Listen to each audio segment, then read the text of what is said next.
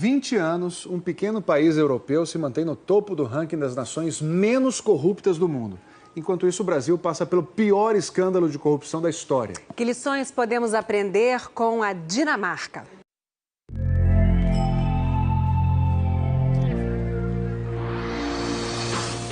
O primeiro-ministro dizia que não é raro encontrar um dinamarquês com uma faca na mão, desde que na outra haja um garfo.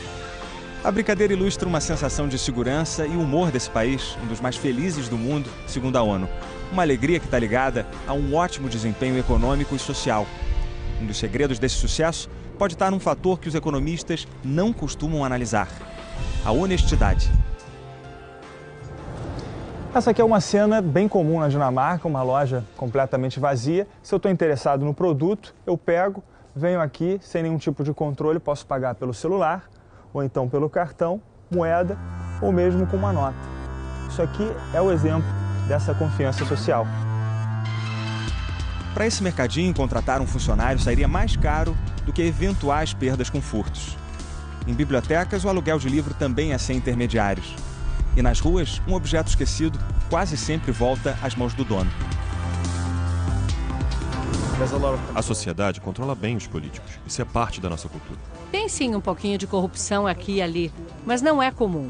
Isso vem da educação, da família e do fato de que as pessoas ganham o suficiente para viver com dignidade. O filho do primeiro-ministro pode estudar na mesma escola do filho de um taxista. Same school as a taxi driver's son. A maioria das crianças dinamarquesas frequenta a escola pública. No caminho até a aula, o filho do deputado Mathias Tesfaye vai entendendo os valores da sociedade. Esse que cumprimentou o Mathias é um antigo colega de trabalho. Os dois eram pedreiros. O amigo continua na profissão e ganha o equivalente a R$18 mil. O parlamentar, 23 mil. Essa boa distribuição de renda gera menos conflito social e, consequentemente, menos violência. Mathias explica que as pessoas do bairro dele só costumam trancar a porta de casa à noite. O filho de 4 anos já vai sozinho para a escola. Ele diz ter certeza de que alguém ajudaria caso o menino se perdesse. Normal na Dinamarca, estranho na maior parte do mundo. Annette Sorensen repetiu em Nova York uma tradição dinamarquesa.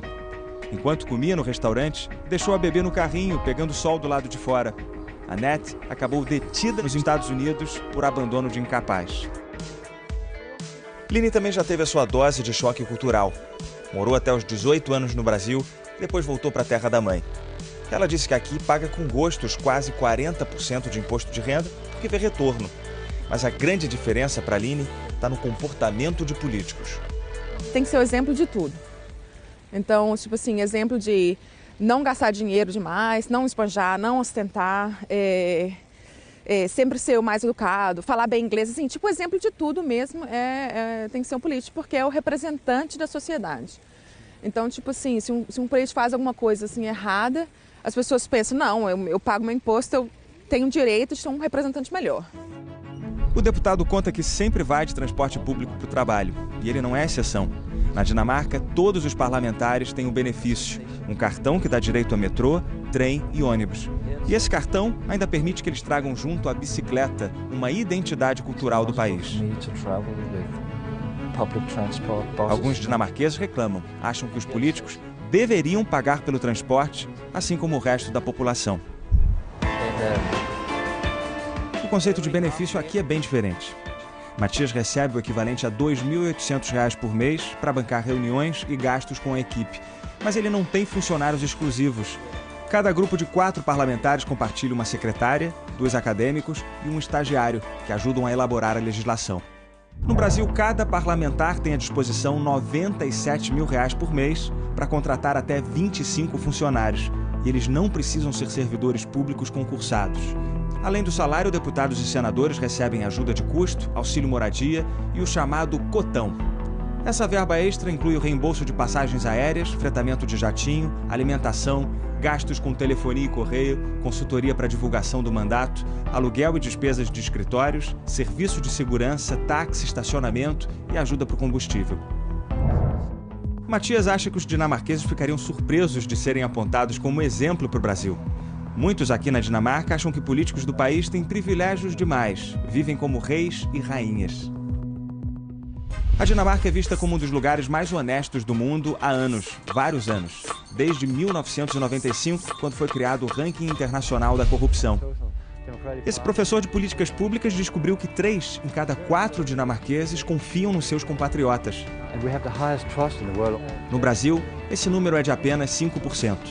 Geert tem 2 teorias de como teria nascido esse apreço à honestidade. A primeira hipótese: há cerca de 900 anos, os vikings teriam criado um código de honra. Esses guerreiros sanguinários deixaram a violência para trás e viraram comerciantes. Para o novo sistema funcionar, a confiança na palavra era fundamental. A outra versão é mais recente. Tudo teria começado em 1648. A Dinamarca tinha perdido território para a Suécia e passado a recolher menos impostos. Para se adaptar à nova realidade, o rei entendeu que precisava mudar o conceito de gestão. A gente foi até o castelo de Frederic III. Esse historiador explica que o rei tirou o poder da nobreza e transformou em primeiro-ministro um homem sem títulos, mas competente. A inteligência foi o critério para a escolha. A indicação por mérito, então, ganhou um grande exemplo na Dinamarca. Os 2 reis seguintes acrescentaram mais um ingrediente à fórmula contra a corrupção. Estabeleceram um canal direto para os súditos denunciarem abusos de poder. A tradição evoluiu bastante até chegar às ferramentas de hoje, como acesso à informação e uma imprensa livre. Se um político faz uma coisinha errada, a mídia vem e já sai, o povo todo falando assim: não, eu pago imposto, meu dinheiro não pode ir para isso. Os sites do governo têm muitos dados sobre gastos de políticos. Qualquer quantia recebida além do salário é divulgado. Tudo aberto à população, fácil de entender. O Brasil começa a experimentar a transparência que a Dinamarca vive há séculos. Os políticos são representantes da sociedade, ou seja, não estão acima da sociedade, estão a serviço da sociedade. E acho que essa mudança de pensamento que está acontecendo no Brasil agora, eu acho que é muito boa. Mati acha que a fórmula para um país mais justo é simples. Os parlamentares devem conviver mais com a população. Seus filhos devem estudar nas mesmas escolas de todos e os políticos devem usar transporte e hospitais públicos. Assim, eles entenderiam melhor os problemas da sociedade onde vivem. A receita para um país sem corrupção? Os dinamarqueses não têm uma fórmula secreta, uma matéria-prima especial, um gênio superior. Eles não são de outro planeta. Têm confiança entre si e uma saudável desconfiança das instituições.